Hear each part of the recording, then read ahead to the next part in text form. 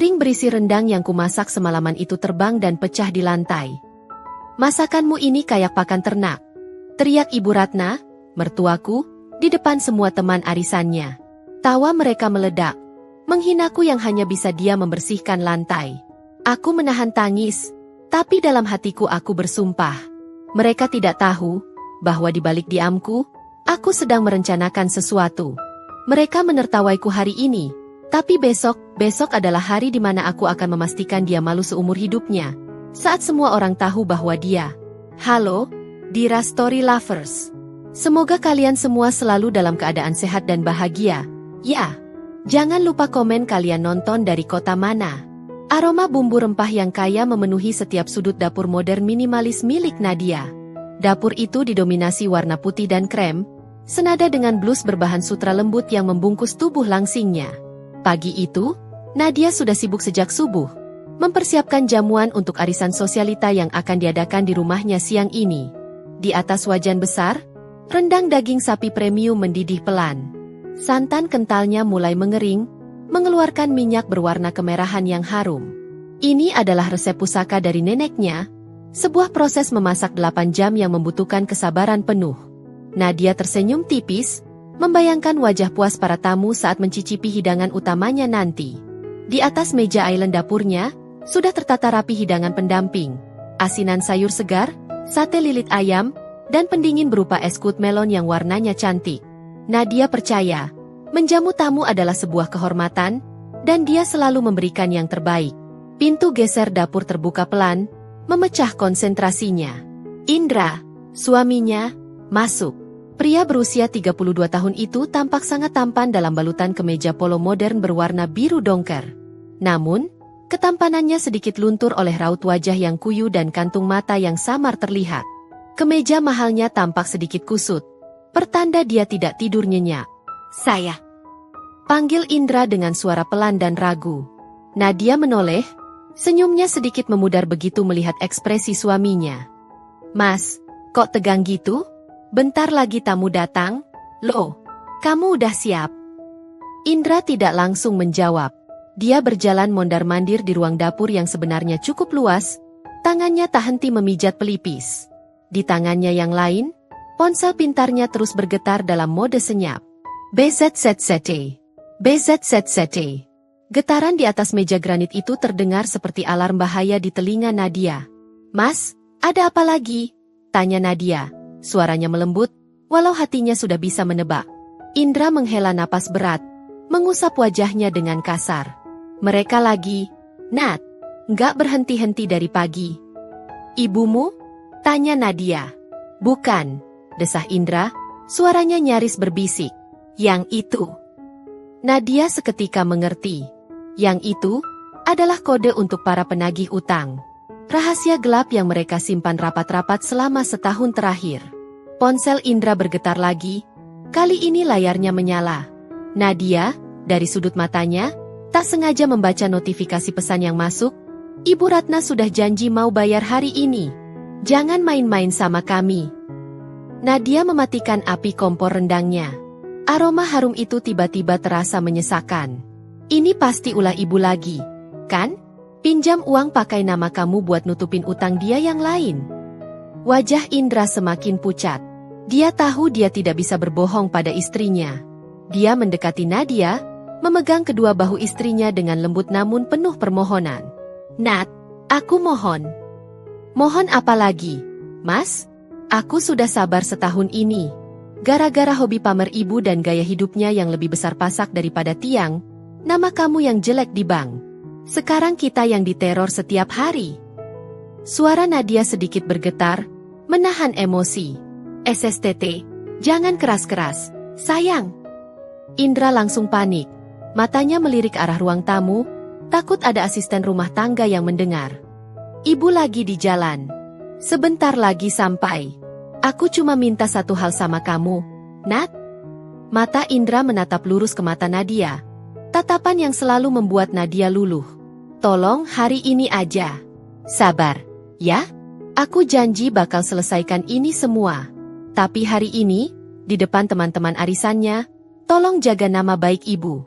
Apapun yang ibu katakan nanti, Telan aja dulu, ya? Jangan dibalas, jangan bikin masalah. Aku nggak mau arisan ini kacau. Nadia menatap suaminya dalam-dalam. Pria yang ia cintai, pria yang seharusnya menjadi pelindungnya, kini memintanya untuk mengalah, lagi, pada ibunya. Telan saja. Kata-kata itu sudah terlalu sering ia dengar. Dengan gerakan anggun, Nadia melepaskan tangan Indra dari bahunya. Ia berbalik, kembali menghadap wajan rendangnya yang sudah diam. Hatinya yang tadi hangat oleh semangat menjamu tamu, kini terasa dingin dan beku. Masakanmu udah siap? Tanya Indra canggung, mencoba memperbaiki suasana. Sudah, jawab Nadia singkat. Suaranya datar. Pasti enak banget. Ibu pasti suka, kata Indra, sebuah kalimat yang lebih terdengar seperti harapan putus asa daripada keyakinan. Nadia tidak menjawab. Dia hanya diam, memegang sendok kayu di tangannya erat-erat. Dia tidak tahu bahwa kesabarannya yang sudah setipis benang itu akan benar-benar diputuskan 1 jam lagi dengan cara yang paling brutal dan memalukan. 1 jam kemudian, ruang tamu Nadia yang didesain dengan gaya Skandinavia, bersih, cerah, dan dominan warna krem, sudah terisi penuh. Suara tawarnya, denting sendok yang beradu dengan cangkir porselen, dan aroma parfum mahal bercampur di udara. Nadia, dengan senyum formal yang terpasang sempurna di wajah cantiknya, sibuk berkeliling memastikan semua tamunya nyaman.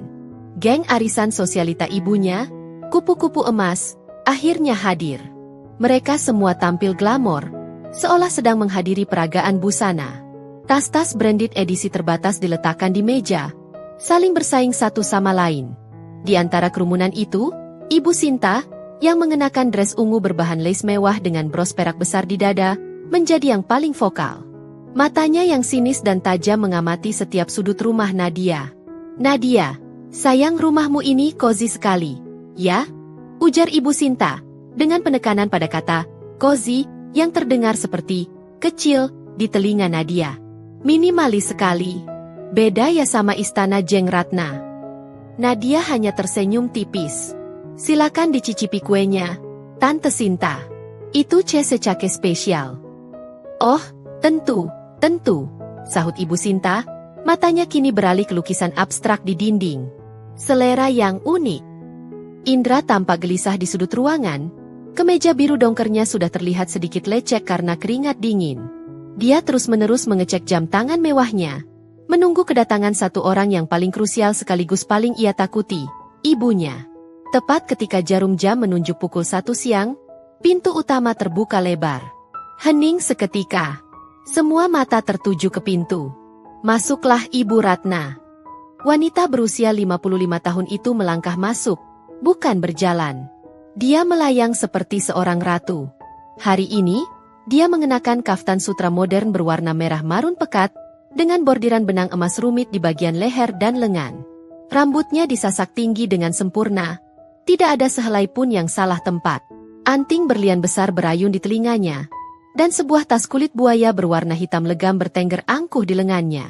Dia sengaja datang terlambat.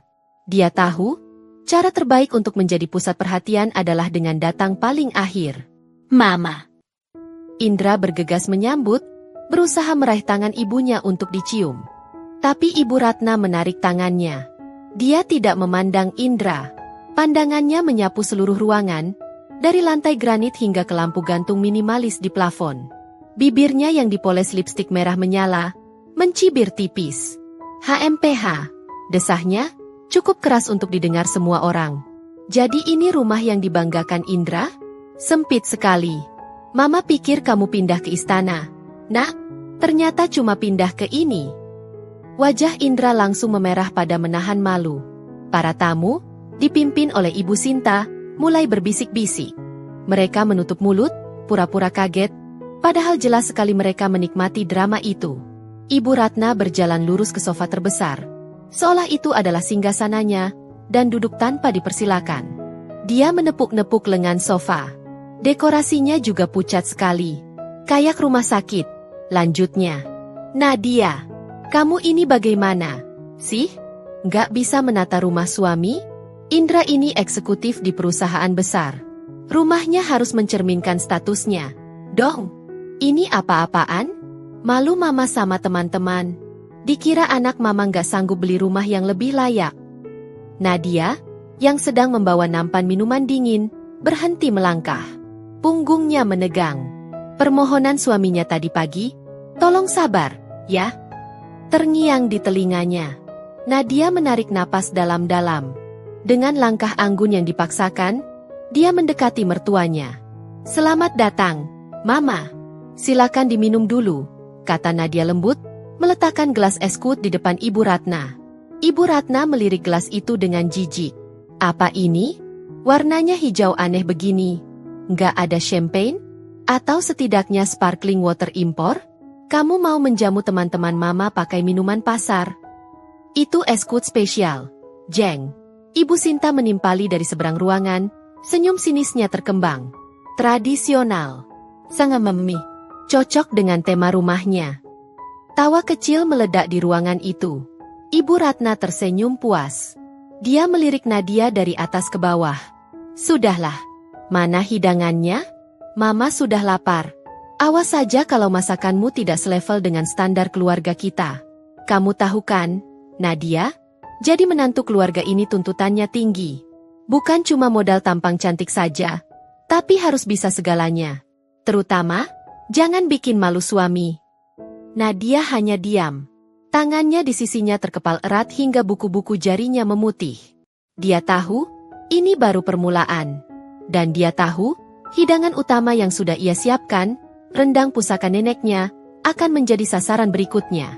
Setelah semua hidangan pembuka dan kue-kue kecil selesai dinikmati, atau lebih tepatnya, dikritik oleh Ibu Ratna, tiba saatnya hidangan utama.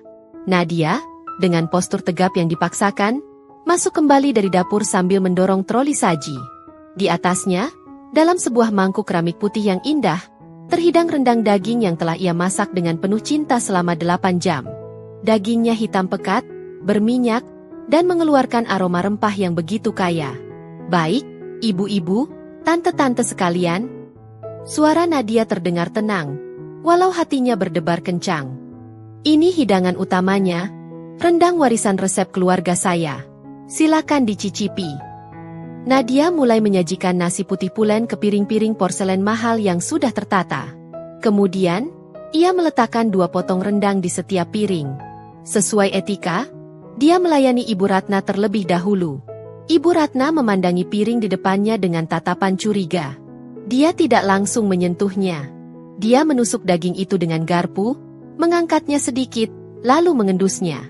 Baunya kuat sekali. Komentarnya, nadanya tidak ramah. Kamu pakai bumbu apa ini? Aneh. Itu aroma rempah asli, Jeng Ratna.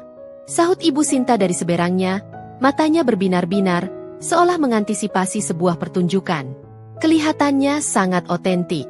Coklat sekali, ya? Hitam, Jeng Sinta. Bukan coklat. Kayak arang, koreksi Ibu Ratna. Suaranya tajam. Indra, yang duduk di sebelah ibunya, langsung berkeringat dingin. Enak, Mama, katanya buru-buru. Cobain dulu, Mama. Ini resep andalan Nadia. Dagingnya empuk banget. Dengan setengah hati, didorong oleh rasa penasaran teman-temannya yang kini semua terfokus padanya, Ibu Ratna memotong seujung kecil daging rendang itu. Dia mengunyahnya perlahan. Seli. 2 kali. Wajahnya tiba-tiba berubah. Ekspresi jijik yang murni dan tidak ditutup-tutupi terlukis jelas di wajahnya yang terawat mahal itu. Huek! Dia tiba-tiba memuntahkan kunyahan daging itu ke selembar tisu. Apa ini? Daging apa ini, Nadia? Keras. Bumbunya aneh. Ini tidak bisa dimakan. Nadia membeku di tempatnya berdiri. Itu daging sapi pilihan. Mama? Bohong, bentak Ibu Ratna. Suaranya kini naik beberapa oktav. Dia berdiri dari kursinya, membuat semua orang terkejut. Mama duduk, Mama. Indra mencoba menarik tangan ibunya, tapi ditepis dengan kasar. Kamu sengaja, ya? Kamu sengaja mau bikin Mama malu di depan teman-teman Mama, kan? Hardik Ibu Ratna, wajahnya memerah karena marah. Dia menatap piring di depannya dengan penuh kebencian. Dan kemudian, dalam satu gerakan cepat yang tidak terduga, Ibu Ratna meraih piring porselen itu. Praaang. Piring itu terbang dan menghantam lantai marmer di tengah ruangan, pecah berkeping-keping. Nasi dan potongan rendang berhamburan kemana-mana, mengotori lantai yang tadinya bersih mengilap. Hening. Seluruh ruangan mendadak senyap. Suara AC bahkan terdengar seperti menderu. Lalu, Ibu Ratna menunjuk ke arah tumpahan makanan di lantai dengan jari telunjuknya yang dihiasi cincin berlian besar. "Pakan ternak!" teriaknya. Suaranya menggema. "Kamu pikir teman-teman mama ini hewan ternak? Hah? Dikasih makanan sampah begini? Masakanmu ini tidak lebih baik dari pakan ternak." Setelah 1 detik hening yang kaku, Ibu Sinta tidak bisa menahannya lagi. Dia tertawa kecil, pura-pura ditutupi dengan tangan. Tawa itu seperti memecah bendungan. Para wanita sosialita lainnya mulai ikut tertawa, berbisik-bisik, dan beberapa, yang paling tidak tahu malu, mengeluarkan ponsel mereka dan mulai merekam lantai yang kotor itu, lalu mengarahkan kamera ke wajah Nadia yang pucat. "Ya ampun, Jeng Ratna sabar, Jeng," kata Ibu Sinta di sela tawanya, yang jelas sekali tidak bermaksud menenangkan. Indra terduduk lemas di kursinya. Wajahnya ditutup kedua tangan. "Mama cok, Mama," bisiknya, tapi suaranya terlalu lemah, tenggelam oleh gelak tawa dan cemoohan. Nadia hanya berdiri diam. Dia tidak menangis. Dia tidak berteriak. Matanya menatap kosong ke rendang yang hancur di lantai. Rendang yang ia masak sambil membayangkan senyum puas para tamu. Dia menatap mertuanya yang kini tersenyum penuh kemenangan, puas telah menjadi pusat perhatian. Dia menatap suaminya yang gagal membelanya. Dia menatap para tamu yang menertawakannya. Perlahan, dengan gerakan yang kaku seperti robot, Nadia berbalik badan. Dia berjalan ke dapur tanpa mengucapkan sepatah kata pun, mengabaikan tatapan iba palsu dan tawa yang masih terdengar. Beberapa saat kemudian, dia kembali. Di tangannya ada lem, pengki, dan tempat sampah. Di depan mata semua orang, di tengah arisan sosialita yang masih berlangsung, Nadia berlutut. Dengan tangannya sendiri, menantu dari keluarga terpandang itu mulai memunguti pecahan piring satu persatu. Dia menyekop nasi dan rendang yang terhina itu ke dalam pengki. Dia membersihkan lantai sampai bersih. Sementara teman-teman ibunya terus bergosip dan memandangnya rendah. Dia hanya diam, membersihkan lantai, menahan tangis. Dan dalam diamnya, sesuatu yang baru telah lahir. Sebuah rencana yang dingin dan setajam pecahan porselen di tangannya. Malam itu, jam dinding di ruang keluarga berdetak dengan suara yang terasa memekakkan telinga. Pukul 10 malam. Rumah itu sudah bersih sempurna. Seolah-olah insiden arisan yang memalukan tadi siang tidak pernah terjadi. Tidak ada lagi pecahan piring. Tidak ada lagi noda rendang di lantai marmer. Hanya ada keheningan yang tebal dan dingin yang menyelimuti segalanya. Nadia baru saja selesai membersihkan kamar mandi tamu. Dia melakukannya sendiri, menolak bantuan asisten rumah tangganya yang pulang dengan tatapan iba. Dia perlu menyibukkan tangannya agar pikirannya tidak meledak. Dia mengganti blus sutranya yang beraroma rendang dengan daster katun sederhana berwarna krem. Wajahnya bersih dari riasan, memperlihatkan kecantikan alaminya yang kini terlihat lelah namun kaku. Indra duduk di sofa ruang tamu, kemeja biru dongkernya sudah lama terlepas, digantikan kaos oblong abu-abu. Dia tidak berani masuk ke kamar tidur, tempat Nadia berada. Dia sudah mencoba bicara pada istrinya sejak tamu terakhir, Ibu Sinta, yang pergi dengan senyum paling puas, meninggalkan rumah mereka. Tapi Nadia tidak merespon. Dia tidak berteriak. Dia tidak menangis. Dia tidak mengumpat. Dia hanya diam. Diam 1000 bahasa.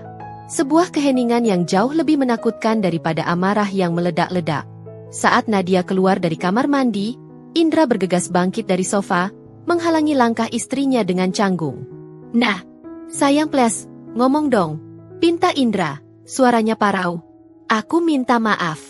Aku tahu mama keterlaluan tadi. Aku..." Nadia berhenti melangkah. Dia menatap Indra, tapi tatapannya kosong. Seolah dia sedang melihat menembus suaminya, atau melihat orang asing. "Aku tahu kamu marah," lanjut Indra, semakin gugup melihat reaksi dingin istrinya. "Aku juga malu, Nat. Tapi kamu tahu sendiri mama kayak gimana. Dia cuma lagi banyak pikiran. Mungkin dia nggak bermaksud." Bibir Nadia bergerak sedikit, nyaris membentuk senyuman sinis. Tidak bermaksud, pikirnya dalam hati. Melemparkan piring dan meneriakiku, pakan ternak, di depan puluhan orang itu tidak bermaksud? Aku janji, Nat, aku bakal ngomong sama mama. Besok, atau lusa. Kalau suasananya sudah adem, kata Indra. Janji yang sama. Kalimat yang sama. Nada memohon yang sama. Nadia lelah mendengarnya. Tanpa berkata apa-apa, dia berjalan melewati Indra, menuju kamar tidur. Dia mengabaikan suaminya seolah dia adalah perabot rumah yang tidak penting. Nadia! Suara Indra sedikit meninggi, campuran antara frustrasi dan putus asa. Setidaknya marahin aku. Pukul aku. Jangan diam kayak gini. Nadia berhenti di ambang pintu kamar. Dia tidak berbalik. Buat apa, Mas? Akhirnya, suaranya terdengar. Datar, dingin, dan tanpa emosi. Apa ada yang bakal berubah? Indra terdiam. Lidahnya keluh. Dia tidak bisa menjawab, karena dia tahu jawabannya adalah tidak. Nadia masuk ke kamar dan menutup pintu pelan. Dia tidak membantingnya. Dia hanya menutupnya, menciptakan batasan fisik yang tegas di antara mereka. Di dalam kamar, Nadia duduk di tepi ranjang. Dia tidak menyalakan lampu besar, hanya lampu tidur kecil di atas nakas. Di seberang ruangan, di meja kerja Indra, dia melihat ponsel suaminya tergeletak. Layarnya menyala sesaat, lalu meredup. BZZZT getaran pelan itu terdengar lagi. Nadia tahu. Tentu saja dia tahu. Dia tahu Indra tidak hanya stres karena kelakuan ibunya di arisan tadi. Dia tahu suaminya sedang menanggung beban yang jauh lebih berat. Rahasia yang dia temukan tanpa sengaja 6 bulan lalu. Saat melihat rincian tagihan kartu kredit atas nama Indra yang membengkak gila-gilaan, yang ternyata digunakan untuk menutupi pinjaman lain. Ibu Ratna, sang sosialita glamor, terlilit utang pinjaman online dalam jumlah ratusan juta rupiah. Dan untuk menutupi gaya hidupnya, dia nekat mengambil pinjaman lagi dan lagi, menggunakan data dan nama Indra, anak kesayangannya. Dan sekarang, para debt collector itulah yang meneror suaminya siang dan malam. Ponsel Indra di meja kerja bergetar lagi. BZZZT. BZZZT. Nadia memandangi ponsel itu. Dia melihat suaminya yang seharusnya menjadi pelindungnya, kini hancur di luar sana, tertekan antara membela istri yang terhina atau menutupi aib ibu yang dicintainya. Penghinaan tadi siang, itu bukan hanya sekadar hinaan. Itu adalah sumbu yang menyulut api. Dan rahasia utang pinjol Ibu Ratna adalah bensinnya. Nadia menarik napas panjang. Gemetar di tangannya saat membersihkan rendang tadi kini sudah hilang, digantikan oleh keteguhan yang dingin. Dia sudah cukup bersabar. Dia sudah cukup mengalah. Jika suaminya tidak bisa menyelesaikan masalah ini, jika suaminya memilih untuk membiarkannya terhina demi menutupi aib ibunya, maka Nadia yang akan menyelesaikannya. Dengan caranya sendiri. Dia bangkit, berjalan bukan ke arah pintu untuk menemui suaminya, tapi ke arah meja kerja Indra. Rencana itu mulai terbentuk dalam diamnya. Nadia menunggu. Dia tidak tidur. Dia hanya berbaring di sisi ranjangnya. Matanya terbuka lebar menatap langit-langit kamar yang gelap. Dia mendengar Indra akhirnya menyerah dan masuk ke kamar tamu di seberang lorong. Dia mendengar suara pintu kamar tamu ditutup pelan, diikuti oleh kesunyian yang berat. 1 jam berlalu. Pukul 1 dini hari. Seluruh rumah sudah terlelap. Dengan gerakan pelan tanpa suara, Nadia bangkit dari tempat tidur. Udara malam yang dingin terasa menusuk kulit, tapi tidak sedingin hatinya. Kakinya melangkah tanpa ragu di lantai kayu yang dingin. Tujuannya jelas, meja kerja Indra di sudut kamar. Ponsel suaminya tergeletak di sana. Layarnya gelap. BZZZT getaran pelan itu muncul lagi, seperti denyut nadi yang sakit. Pemberitahuan dari si penagih utang. Nadia mengambil ponsel itu. Tangannya tidak gemetar. Dia menekan tombol daya. Layar kunci menyala, menampilkan foto pernikahan mereka. Foto di mana mereka berdua tersenyum bahagia. Terlihat sangat berbeda dari 2 orang asing yang hancur di rumah ini malam ini. Dia memasukkan kata sandi. Tanggal ulang tahun pernikahan mereka. Ironis. Dalam sekejap, ponsel itu terbuka, dan Nadia langsung masuk ke menu pesan singkat. Apa yang ia lihat membuatnya mual. Puluhan, bahkan mungkin ratusan, pesan teror. Indra, kau pikir kami main-main? Ibu kau si Ratna itu penipu. Bayar utang 500 juta ibumu atau kami sebar datanya ke semua kontakmu. Jangan mentang-mentang kaya tapi nggak mau bayar utang. Kami tahu jadwalmu. Pesan-pesan itu kasar, mengancam, dan penuh amarah. Nadia terus menggulir, melewati puluhan nomor yang berbeda. Dia mencari satu pola. Dan dia menemukannya. Satu nomor admin yang sama, yang selalu mengirimkan rincian utang dan ancaman paling spesifik. Nomor inilah koordinatornya. Nadia menatap nomor itu lama. Dia teringat wajah suaminya tadi pagi, memohon padanya untuk bersabar. Dia teringat janjinya di depan altar untuk selalu ada dalam suka dan duka. Lel, pra-aang. Dia teringat suara piring porselen yang pecah. Dia teringat aroma rendangnya yang terinjak-injak di lantai. Dia teringat tawa Ibu Sinta dan teman-teman sosialitanya. Dan yang paling menyakitkan, dia teringat suaminya yang hanya bisa menunduk diam, membiarkan istrinya dipermalukan di depan umum. Kesabaran ada batasnya. Dan kesabarannya sudah habis tepat saat piring itu menyentuh lantai. Dengan tangan yang kini mantap, Nadia menghafal nomor admin DC itu. Dia meletakkan kembali ponsel Indra persis di tempatnya semula. Lalu, dia mengambil ponselnya sendiri dari atas nakas. Dia membuka aplikasi pesan. Mengetikkan nomor yang sudah di luar kepala itu sebagai penerima. Jemarinya berhenti sejenak di atas layar. Ini adalah titik di mana tidak ada jalan untuk kembali. Jika dia mengirim pesan ini, perang baru akan dimulai. Tapi kali ini, dia tidak akan menjadi korban. Jemari lentiknya mulai menari di atas keyboard virtual. Cepat, tepat, dan tanpa ragu. Pesan teks, saya tahu di mana Ibu Ratna besok. Dia mengadakan arisan sosialita di rumahnya. Kesempatan bagus kalau mau menagih di depan semua temannya. Nadia berhenti. Dia menambahkan detail krusial. Besok, jam 2 siang. Dia mengetikkan alamat lengkap rumah Ibu Ratna, sebuah alamat di kawasan elit yang ia hafal di luar kepala. Bawa semua buktinya. Utang 500 juta atas namanya. Pastikan semua tamunya dengar. Dia membaca ulang pesan itu. Singkat, padat, dan mematikan. Ini bukan lagi tentang uang. Ini tentang keadilan. Ini tentang harga diri. Tanpa ragu lagi, dia menekan tombol, kirim. 1 tanda centang. 2 tanda centang. Lalu berubah menjadi biru. Dibaca. Hanya dalam hitungan detik, balasan masuk. Dari nomor yang sama. Siapa ini? Nadia tersenyum dingin. Dia tidak membalas. Dia langsung memblokir nomor DC itu dan menghapus jejak pesan dari ponselnya. Dia tidak perlu berkata siapa dia. Besok, mereka akan tahu siapa yang harus ditagih. Dan dia akan ada di sana untuk menyaksikannya. Nadia kembali ke tempat tidur, menarik selimutnya. Untuk pertama kalinya dalam setahun terakhir, dia merasa hatinya tenang. Dia memejamkan mata, dan kali ini, dia benar-benar tidur. Keesokan harinya, panggung telah berpindah. Arisan, kupu-kupu emas, kini berlokasi di kediaman utama, istana milik Ibu Ratna. Jika rumah Nadia adalah tentang ketenangan minimalis, maka rumah Ibu Ratna adalah simfoni kemewahan yang berteriak. Ruang tamunya begitu luas, dengan pilar-pilar marmer gading, sofa bludru impor berwarna ruby red, dan sebuah piano grand di sudut ruangan. Tirai sutra tebal menjuntai dari plafon yang tinggi, dan di mana-mana tercium aroma diffuser mahal yang wanginya sedikit memabukkan.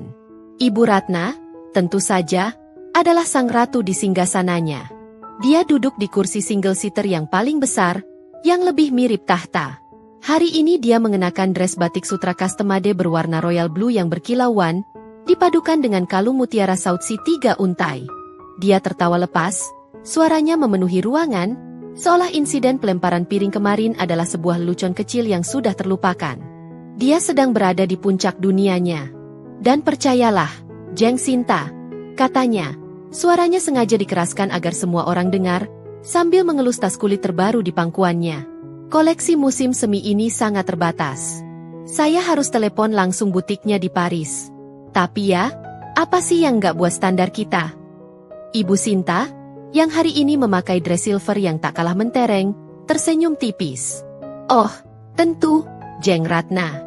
Standar kita memang beda. Tidak semua orang mengerti kualitas. Katanya, matanya melirik sinis ke arah pintu masuk. Semua orang tahu siapa yang dia sindir. Tepat pada saat itu, Nadia masuk. Dia datang sendirian. Indra beralasan ada rapat mendadak di kantor. Sebuah kebohongan yang Nadia tahu persis artinya. Indra tidak sanggup menghadapi ibunya, dan juga tidak sanggup membela istrinya. Berbeda dengan para sosialita lain yang berkilauan, penampilan Nadia hari ini adalah antitesis dari kemewahan.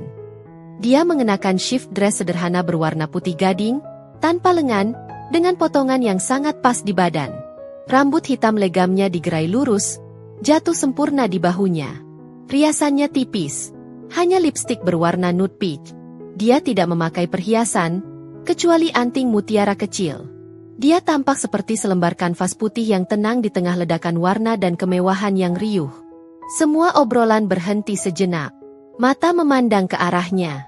Ada yang iba, ada yang mencemooh. Ibu Ratna memandang Nadia dari atas ke bawah. Bibirnya mencibir.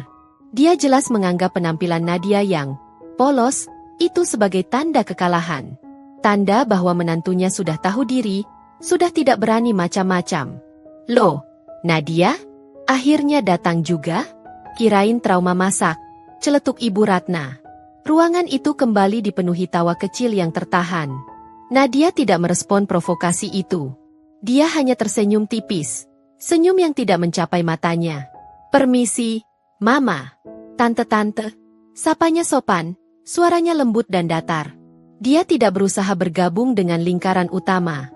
Dia berjalan dengan anggun ke sebuah kursi di sudut ruangan, di dekat jendela besar yang menghadap ke taman. Dia duduk, posturnya tegap, dan menerima segelas air putih dari pelayan. Dari singgasananya, Ibu Ratna menatap Nadia dengan pandangan menang. Dia kemudian mengabaikan Nadia sepenuhnya, menganggapnya tidak lebih dari sepotong perabot yang membosankan.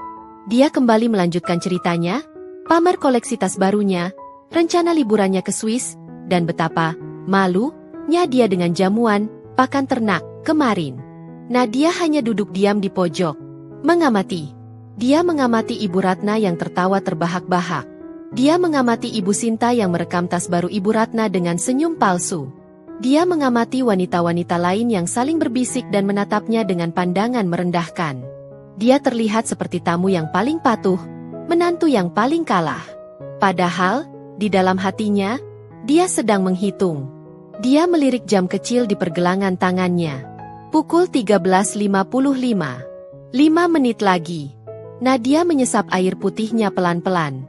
Matanya yang tadi teduh, kini berubah dingin dan tajam. Dia mengamati pintu masuk utama.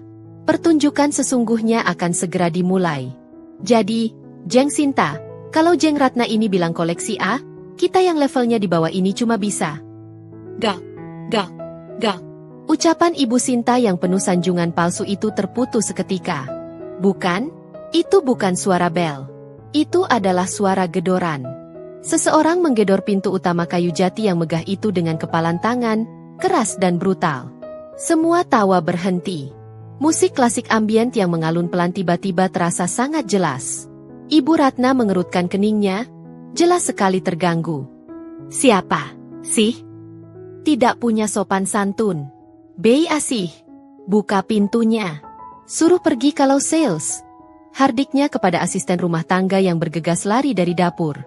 Bei Asih, yang tampak ketakutan, berlari kecil ke pintu utama. Terdengar suaranya yang gemetar. Iya, sebentar, Pak. Jangan digedor. Pintu terbuka. Dan kekacauan dimulai. Minggir, Bu. Kami cari Ibu Ratna. 3 pria berbadan tegap dan berwajah keras menerobos masuk. Mereka sangat kontras dengan kemewahan ruangan itu. Mereka mengenakan jaket bomber hitam kusam, celana jeans pudar, dan sepatu bot. Aroma keringat dan asap rokok yang samar langsung menguar, mengkontaminasi wangi diffuser mahal. Bapak-bapak siapa? Ya? Nggak bisa masuk gini, Pak. Ada acara. Bi Asih mencoba menghalangi, tapi tubuh kecilnya seolah tak terlihat. Para wanita sosialita terpekik kaget. Beberapa langsung berdiri, memegang erat tas branded mereka seolah mengira ini adalah perampokan. "Keluar kalian! Satpam! Satpam!" teriak Ibu Ratna, wajahnya memerah padam karena amarah dan malu. Dia bangkit dari singgasananya, martabatnya sebagai nyonya rumah terinjak-injak. "Cari Ibu Ratna? Saya Ibu Ratna. Ada apa ini? Beraninya kalian?" Pria yang paling tinggi, tampaknya pemimpin mereka, mengangkat tangan, menghentikan teriakan Ibu Ratna. Dia memiliki codet kecil di pelipis dan tatapan mata yang dingin tak kenal takut. Dia tidak terintimidasi oleh pilar marmer atau kalung mutiara. Dia mengeluarkan selembar kertas kusut dari saku jaketnya. "Ibu Ratna, ya?" tanyanya dengan suara berat yang menggelegar, sengaja dibuat keras agar didengar semua orang. "Kami dari perusahaan pinjaman Kresna Jaya Abadi." Seketika, darah seolah terkuras dari wajah Ibu Ratna. Kemarahan di wajahnya langsung tergantikan oleh kepanikan yang tidak bisa ditutupi. Dia mundur selangkah, hampir tersandung kakinya sendiri. Para tamu, terutama Ibu Sinta, membeku. Indra-indra mereka bekerja cepat. Ini bukan perampokan. Ini sesuatu yang jauh lebih menarik. Sesuatu yang jauh lebih memalukan. Di sudut ruangan, Nadia tetap duduk. Dia tidak bergeming. Dia hanya mengangkat gelas air putihnya ke bibir. Matanya yang dingin menatap lurus ke arah Ibu Ratna yang kini pucat pasi. Pemimpin disi itu tersenyum miring, puas melihat reaksi targetnya. Dia tahu dia punya kuasa penuh sekarang. "Gak usah drama, Bu," katanya. Suaranya kini lebih santai tapi tetap menusuk. "Kita cuma mau nagih janji. Janji Ibu hari ini mau lunasin, kan?" Saya tidak mengerti," bisik Ibu Ratna, suaranya gemetar. "Saya tidak punya utang." "Oh, tidak punya utang." Pria itu tertawa keras, tawa yang kasar dan mengejek. Dia memberi isyarat kepada dua temannya, yang langsung siaga di kiri dan kanannya, menghalangi jalan keluar. Dia lalu menatap berkeliling, ke arah para wanita sosialita yang kini menatap dengan mata terbelalak. Dia seolah sedang berbicara di atas panggung. "Permisi, ibu-ibu sosialita," serunya. "Maaf ganggu arisannya. Kami cuma mau tanya sama teman ibu yang terhormat ini." Dia membalikkan badan, menunjuk lurus ke wajah Ibu Ratna. "Ibu Ratna, utang 500 jutanya kapan dibayar?" "Hening. Total. Absolut." Suara denting sendok yang jatuh ke lantai dari tangan salah satu tamu terdengar seperti ledakan bom di tengah kesunyian itu. 500 juta. Sebuah angka yang fantastis. Bahkan untuk standar mereka, jika itu adalah utang pinjol. Semua topeng kemewahan hancur. Semua tatapan kini tertuju pada Ibu Ratna, menunggu jawabannya. Gema dari angka, 500 juta, itu menggantung di udara, meracuni atmosfer mewah di ruangan itu. Angka itu begitu vulgar, begitu mentah. Sangat tidak pantas bersanding dengan pilar marmer dan kalung mutiara. Wajah Ibu Ratna berubah dari pucat pasi menjadi merah padam, lalu kembali pucat dalam hitungan detik. Napasnya terengah-engah seolah baru saja dipukul di ulu hati. "Fitnah!" pekiknya, suaranya melengking tinggi, nyaris histeris. "Kalian semua fitnah. Saya tidak kenal kalian. Saya tidak punya utang sepeser pun. Satpam. Mana satpam? Usir mereka." Dia menunjuk-nunjuk ke arah pintu, tapi tidak ada satpam yang datang. Keberaniannya yang palsu itu tidak lagi mempan. Pemimpin disi itu tertawa sinis. "Oh, jadi sekarang amnesia, Bu? Lupa sama KTP yang Ibu kirim buat jaminan? Lupa sama tanda tangan digital Ibu?" Dia memberi kode kepada rekannya yang berbadan lebih besar. Pria itu melepaskan ransel kusam dari punggungnya, membukanya, dan mengeluarkan sesuatu. Bukan senjata. Sesuatu yang jauh lebih menghancurkan. Dia membentangkan sebuah spanduk kecil, jenis mini banner yang biasa dicetak digital. Dan di sana, terpampang jelas. Foto KTP Ibu Ratna, diperbesar. Di bawahnya, tulisan besar-besar dengan huruf kapital merah. "Ibu Ratna, nama leluhunya, penipu. Utang 500 juta kabur. Bayar utang Anda sekarang." "Apa-apaan itu?" jerit Ibu Ratna, matanya terbelalak ngeri. "Ini data Ibu, kan? balas si pemimpin DC, suaranya semakin keras. Dia mengambil selembar kertas lain dari sakunya, fotokopi KTP dan rincian pinjaman. Nama, Ratna, nama lengkap. Alamat, menyebutkan alamat rumah mewah itu dengan lantang. Pekerjaan, ibu rumah tangga. Benar, kan? Mukanya juga sama persis ini. Dia menyodorkan kertas itu ke wajah Ibu Ratna, lalu membalikannya ke arah para tamu arisan. Nih, lihat semua. Biar teman-temannya tahu. Nyonya terhormat ini, yang pamer tas mahal, ternyata utangnya keliling pinggang. Uang pinjol dipakai buat gaya hidup. Inilah momen yang ditunggu-tunggu. Ibu Sinta, yang sedari tadi dia menganalisis situasi, tidak membuang waktu sedetik pun. Senyum sinis terlebar terukir di wajahnya. Ya ampun, Jeng Ratna ini mengerikan sekali, katanya, suaranya penuh simpati palsu. Bersamaan dengan itu, tangannya dengan sangat cekatan mengeluarkan ponsel pintarnya yang paling mahal. Lampu flash kameranya menyala. Klik. Dia mulai merekam. Dan itu, seperti aba-aba. Satu persatu wanita sosialita di ruangan itu, para kupu-kupu emas, mengeluarkan ponsel mereka. Dalam sekejap, Ibu Ratna yang sedang panik itu kini dikepung oleh lingkaran manusia yang menodongnya dengan kamera ponsel. Puluhan lensa kini mengabadikan aib terbesarnya. Jangan direkam. Hentikan. Matikan kameranya. Ibu Ratna menjerit. Suaranya kini pecah. Dia kehilangan semua harga dirinya. Dia tidak lagi terlihat seperti ratu sosialita. Dia terlihat seperti mangsa.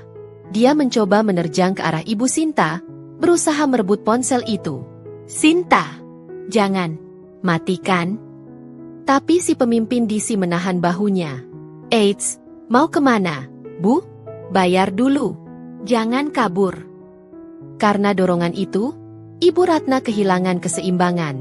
Hak sepatu stiletonya yang mahal selip di lantai marmer yang licin. Bro, sang ratu terjatuh. Dia terduduk di lantai. Dress batik sutranya yang mahal kini kusut dan ternoda. Rambutnya yang tadi tersasak sempurna, kini sebagian terlepas, membuatnya tampak berantakan dan menyedihkan. Kilatan flash kamera menyambar-nyambar tanpa henti. Suara bisik-bisik dan tawa tertahan kini lebih keras dari musik klasik yang sudah lama mati. Topeng kemewahan Ibu Ratna tidak hanya retak.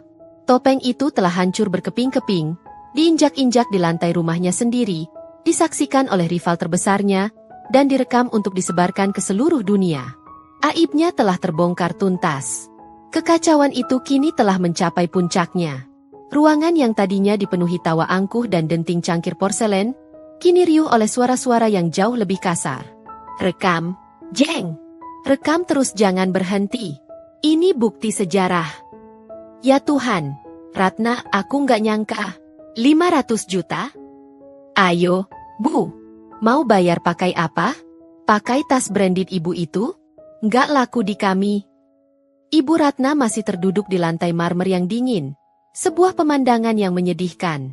Air matanya telah membanjiri pipinya, menciptakan jalur hitam di mana maskara mahalnya luntur. Rambutnya yang tadi tersasak rapi, kini menjuntai berantakan menutupi sebagian wajahnya. Dia seperti ratu yang baru saja digulingkan dari tahtanya dengan cara paling hina. Hentikan, kuku mohon hentikan. Lirihnya, suaranya parau, tidak lagi memiliki kekuatan untuk memerintah. Tapi tidak ada yang mendengarkan.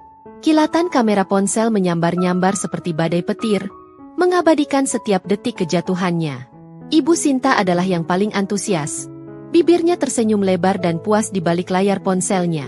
Di tengah kepanikan dan rasa malunya yang tak terhingga, mata Ibu Ratna yang basah itu menyapu ruangan. Dia mencari-cari pertolongan, mencari jalan keluar, mencari siapa saja yang tidak menodongnya dengan kamera. Dia melihat para penagih utang yang berdiri gagah seperti algojo. Dia melihat Ibu Sinta dan teman-temannya yang menatapnya seperti menonton drama paling seru. Lalu, tatapannya berhenti di sudut ruangan. Di sana, di dekat jendela, terpisah dari kerumunan yang histeris, duduklah Nadia. Dia masih di sana. Nadia tidak merekam. Dia tidak tertawa. Dia tidak berbisik. Dia tidak terlihat kaget, atau iba, atau marah. Dia hanya duduk dengan postur sempurna di kursinya, memegang gelas air putihnya, dan menatap lurus ke arahnya. Tenang, dingin, dan sangat terkendali.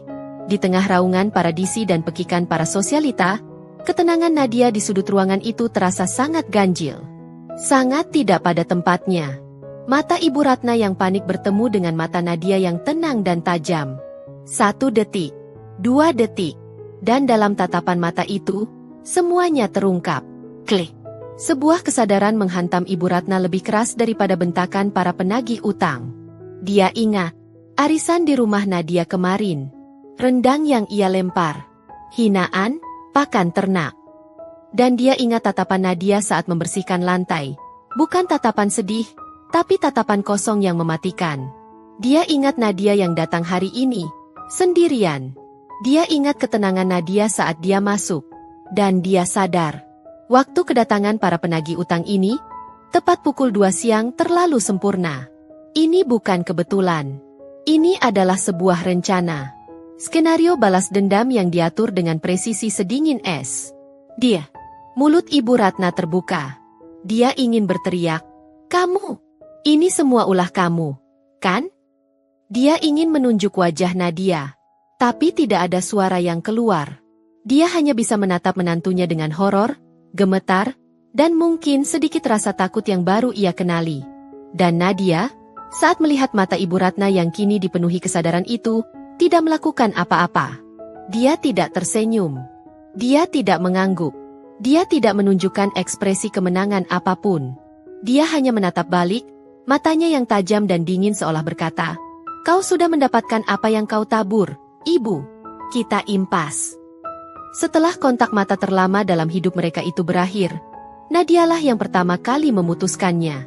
Perlahan, dengan keanggunan seorang penari, dia meletakkan gelas airnya yang sudah kosong ke meja di sebelahnya. Dia berdiri. Dia merapikan dres putih gadingnya yang bahkan tidak kusut sedikit pun. Lalu, dia berbalik. Dia tidak berlari. Dia berjalan. Dengan langkah yang tenang dan mantap, dia berjalan keluar dari sudutnya. Dia melewati kerumunan sosialita yang masih sibuk merekam. Dia melewati para penagih utang yang masih berteriak-teriak. Dia melewati Ibu Ratna yang masih terduduk hina di lantai. Dia tidak menoleh ke kiri atau ke kanan. Punggungnya lurus, kepalanya tegak. Dia berjalan lurus, membuka pintu utama yang megah itu, dan melangkah keluar, meninggalkan istana yang telah runtuh itu menuju udara sore yang bebas. Pagi. Matahari pagi menerobos masuk melalui jendela minibar di dapur Nadia, menciptakan pola-pola cahaya hangat di atas meja island yang bersih. Udara terasa segar. Berbeda 180 derajat dari aroma bumbu rendang yang pekat 2 hari lalu, atau bau parfum mahal dan ketakutan kemarin. Pukul 7 pagi. Nadia sudah rapi. Dia mengenakan linen set berwarna olive green yang nyaman, rambutnya diikat ponytail rapi. Dia tidak sedang memasak besar. Dia hanya berdiri di depan mesin pembuat kopi, menunggu espresso hitamnya menetes. Di atas meja, ponselnya tergeletak. Layarnya menyala, menampilkan obrolan grup WhatsApp arisan, kupu-kupu emas, yang sudah ia tinggalkan tadi malam. Tapi seseorang, mungkin Ibu Sinta, yang sengaja ingin pamer, telah menambahkannya kembali. Grup itu meledak. Ratusan notifikasi. Dan satu video yang sama, dikirim berulang-ulang oleh hampir semua anggota. Video berdurasi 30 detik itu buram, direkam dari sudut yang sedikit miring, khas rekaman Ibu Sinta, tapi pesannya sangat jelas. Video itu menangkap momen emas. Jatuhnya Ibu Ratna ke lantai, pekikan histerisnya, dan spanduk utang yang terbentang di belakangnya. Video itu adalah gosip terpanas pagi ini. Senjata pemusnah massal yang menghancurkan reputasi Ibu Ratna dalam sekejap. Nadia memandangi video itu tanpa ekspresi. Dia tidak tersenyum. Dia tidak merasa puas. Dia hanya merasa selesai. Itu adalah penutup babak yang sudah seharusnya lama ditutup. Dia menggeser notifikasi itu, lalu mengunci ponselnya. Suara kopi yang selesai menetes bersamaan dengan suara pintu depan yang dibuka. Klik. Indra pulang. Nadia mengambil cangkir kopinya, berbalik, dan bersandar di meja dapur. Dia menunggu. Langkah kaki Indra terdengar berat. Pria itu muncul di ambang pintu dapur, dan penampilannya sangat menyedihkan. Kemeja polo yang ia pakai kemarin, yang pasti ia pakai semalaman, kini lecek tak berbentuk. Rambutnya acak-acakan, matanya merah dan bengkak, entah karena kurang tidur atau menangis, dan ada janggut tipis yang mulai tumbuh di rahang tegasnya. Dia tampak seperti pria yang baru saja melewati perang. Dan kalah. Dia berhenti ketika melihat Nadia. Nadia berdiri di sana, di tengah dapurnya yang bermandikan cahaya matahari, terlihat tenang, bersih, dan memegang secangkir kopi panas. Sangat kontras dengan dirinya yang terlihat seperti baru keluar dari reruntuhan. Indra menatap istrinya. Ini adalah momen konfrontasi yang ia takuti sepanjang perjalanan pulang. Dia sudah tahu. Tentu saja dia tahu.